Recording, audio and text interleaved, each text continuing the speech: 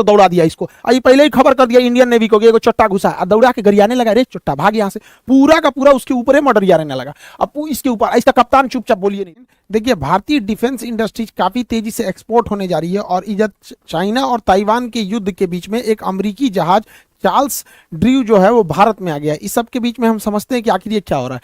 भारत द्वारा बनाया जा रहा है, एक लंबे समय से बन रहा है जो जहाज है फाइटर एयरक्राफ्ट तेजस, ये दुनिया का सबसे छोटा एयरक्राफ्ट है और ये हर देखिए दुनिया के हर चीज के अलग अलग काम है। आपको लगेगा कि तेजस तो बहुत छोटा है, राफेल उससे बड़ा है, मिग 29 और खतरनाक है, सुखोई, हर चीज का अलग काम होता है। जैसे देखिए जो ट्रक काम कर सकता है टेम्पू नहीं कर पाएगा, तो जो टेम्पू कर सकता है ठेला नहीं कर सकता है। तो ऐसा नहीं कि जो बाइक का जरूरत है उसे आप ट्रक से पूरा कर सकते हैं। तो हर लेवल की जहाजों का होना जरूरी है सप्लाई लाइन में, तभी जाके आपकी पूरी तरह से एक स्क्वाड्रन कंप्लीट होती है। तो भारत का ये जो तेजस है ये काफी सस्ता है और हर क्वालिटी इसमें है। इसमें इलेक्ट्रॉनिक वॉरफेयर है, एयर टू एयर रिफिलिंग है, एक्स्ट्रा फ्यूल टैंक जिसे ड्रॉप टैंक कहते हैं, मिसाइल की तरह दिख रहा है ना, इसमें तेल भरा होता है, फ्यूल भरा होता है, पहले इसी फ्यूल को खर्च किया जाता है और दुश्मन के एरिया तक पहुंचा जाता है, उसके बाद लड़के भागा जाता है तो इसे ड्रॉप कर दिया जाता है, इसलिए इसे ड्रॉप टैंक भी कहते हैं, जैसे इसमें से ड्रॉप कर दिया है। तो ये हर सुविधा होने की वजह से पूरी दुनिया इसका डिमांड कर रही है। सबसे ज्यादा इसका डिमांड बहुत जल्दी अगले 1 से 1.5 महीना में मलेशिया इसका डिमांड, सबसे पहले हम लोग इसे मलेशिया को सप्लाई करेंगे। और मलेशिया के अलावा इसमें 15 से 18 देश और रुचि दिखाए हैं और इसमें सबसे बड़ा नाम आ रहा है अमेरिका के, क्योंकि इसने छोटे सेगमेंट में अमेरिका के पास कोई जहाज नहीं है। F-16 बहुत ज्यादा लड़ाई लड़ चुका है, F-22 है, F-35 है, तो बीच में अमेरिका के पास बहुत कम चांसेज है। यूरोप में तो ये बहुत चांसेज है कि तेजस को अमेरिका भी ले लेगा, एक बार ले लिया तो अमेरिका तेजस का ऐसे ही डिमांड बढ़ जाएगा। तो बहुत सारे देश इसमें नेगोशिएशन कर रहे हैं, देखिए किसकी आगे बात बढ़ती है। साथ ही अगर ये ताइवान की स्थिति को देखेंगे तो ताइवान डिमांड कर रहा है भारत से ब्रह्मोस मिसाइल देने के लिए, और इधर फिलीपीन एडवांस पैसा दे रखा है, तो फिलीपीन सप्लाई को बढ़ाने के लिए कर रहा है। साथ में आसियान के जो देश हैं ये ब्रह्मोस मिसाइल का डिमांड बहुत ज्यादा कर रहे हैं, क्योंकि यही ब्रह्मोस एक ऐसा वैक्सीन है जो चाइना का बुखार उतार सकता है। ये 90 डिग्री पे घूम जाता है एकदम तेजी से यहाँ पर, तो बहुत तगड़ा मिसाइल है ब्रह्मोस। गलती से तो मार दिए थे हम लोग पाकिस्तान में, आपको याद ही होगा।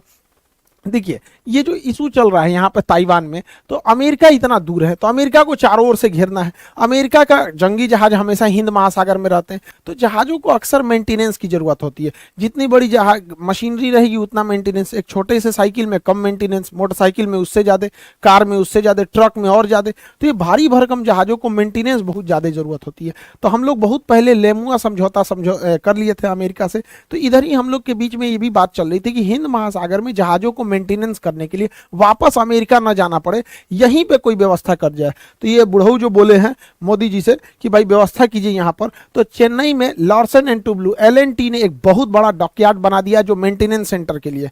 अमेरिका इसकी बहुत गहनता से जांच किया, क्योंकि अमेरिका की जहाजों की साइज बहुत बड़े होते हैं, तो अमेरिका ने कहा कि ये डॉकयार्ड मेरे लिए फिट है, अगर हिंद महासागर में किसी भी जहाज को कोई प्रॉब्लम होगा तो वो चेन्नई में जाके अपना मरम्मत करा सकता है। और इसी बीच अमेरिका का जो जहाज है वो चला आया है इंडिया में, इसका नाम है आपका USNS। किसी भी देश के जहाज के लास्ट में नेवल शिप लगा रहेगा। अब उसका कौन सा देश है बस आगे, जैसे इंडिया का है तो INS लगा रहेगा, पाकिस्तान का रहेगा तो PNS लगा रहेगा, चाइना का रहेगा तो CNS लगा रहेगा, US का रहेगा तो USNS लगा रहेगा यहाँ पर। तो सबका अपना, फ्रांस का रहेगा तो अलग लगा रहेगा। इसका रॉयल नेवल शिप, ये ब्रिटेन वाला लिखता है, जो हम लोग पे राज किया था सब ब्रिटेन वाले, वो सब रॉयल नेवल शिप लिखता है सब। तो भारत, ये अमेरिका का जहाज US naval ship Charles Drew ये लंगर डाल दिया और ये लगभग 10 दिन रहने वाला है। अभी 8 तारीख से लेके मतलब काफी 10-12 दिन तक इसका मेंटेनेंस होगा। ये अमेरिका का वो जहाज है जो दूसरे जहाजों को सप्लाई देता है, दूसरे जहाजों को फ्यूल भरता है, दूसरे जहाजों में खाना पहुंचाता है, दूसरे जहाजों में मेंटेनेंस का काम देखता है, दूसरे जहाजों में मेडिकल इक्विपमेंट पहुंचाता है। तो सोचो जो दूसरे का पेट भर रहा तो ओकरे भूख लग गया, यही बिगड़ गया। तो ये आया है अभी चेन्नई में। ये इतना भारी भरकम जहाज है कि ये एक साथ 2-2 जहाजों को मेंटेनेंस, देखिए यहाँ से वायर लगा देता है और इसमें फ्यूल भर देता है, उसी तरह इधर से ऐसे वायर लगा के इसमें फ्यूल भर देगा। तो एक साथ 2-2 जहाजों में फ्यूल भरता है। तो जब यहाँ फ्यूल भरा जाता है तो पैरेलली इस जहाज से इस जहाज में एक रस्सी बांध दिया जाता है और सामानों को दोनों साइड से दोनों जहाजों में भर दिया जाता है। तो आप कहेंगे कि इसमें सामान कहाँ से आता है, तो हेलीकॉप्टर इस पे पहले से ले आके रख देते हैं और ये सब में जाके भर देता है। तो फ्यूल पाइप होता है, साथ में फ्यूल भर देता है। और इसी तरह देखिए ये मोटा वाला जो पाइप आ रहा है, ये मोटा वाला पाइप जो इस तरह से आ रहा है ये फ्यूल के लिए है, और एक लंबा से ये तार गया जिसमें से इसे लटकाया गया है ये सामान। अब इसके अंदर सप्लाई है, गोला बारूद हथियार। बीच मैदान में अगर गोला बारूद खत्म हो जाएगा तो बंदरगाह तक थोड़े आएंगे। तो ये जहाजिया अमेरिका का बिगड़ गया है और ये आया हमारे यहाँ बनवाने के लिए। सोचिए भारत के लिए कितना गर्व का विषय है। और हो भी क्यों नहीं, दुनिया का सबसे पहला बंदरगाह भारत में था, लोथल बंदरगाह सिंधु सभ्यता में। तो हम लोग के पास तो पहले से थी टेक्नोलॉजी, अब धीरे धीरे निखर रही है। तो जब अमेरिका अपना जहाज बनवाने आएगा तो फ्रांस भी आएगा, ब्रिटेन भी आएगा, सब आएगा सब यहाँ पे। तो ये भारत के लिए एक बहुत अच्छी खबर है यहाँ पे। देखिए इसी को देखा देखी पाकिस्तान, एगो कहावत कहा जाता है, देखा देखी लंगड़ो देवाल फाने लगली, तो वही हो गया पाकिस्तान के साथ। इसने सोचा कि भारत नेवी में इतना कुछ कर रहा, हमें भी कुछ करना चाहिए। तो अपना एगो छोट मोट जहाज लेके गुजरात के पास पहुंच गया। हालांकि वो गुजरात तट से लगभग 200 नॉटिकल मील तक था, लेकिन 200 नॉटिकल मील के आगे भी हाई सी कहलाता है। इससे पाकिस्तान इधर आया क्यों? तो अपना छोटा सा एगो जहाज लेके आया था, आलमगीर लाया था, लगभग फ्रीगेट के साइज का था। देखिए नेवी में जहाजों के साइज के हिसाब से उनकी कैटेगरी होती है। छोटा जहाज रहेगा सबसे छोटा तो उसको कॉर्बेट बोलते हैं, कॉर्बेट से बड़ा रहता है तो फ्रीगेट बोलते हैं, फ्रीगेट से बड़ा रहेगा तो डिस्ट्रॉयर बोलते हैं, और डिस्ट्रॉयर से बड़ा हो जाएगा तो विमान वाहक पोत।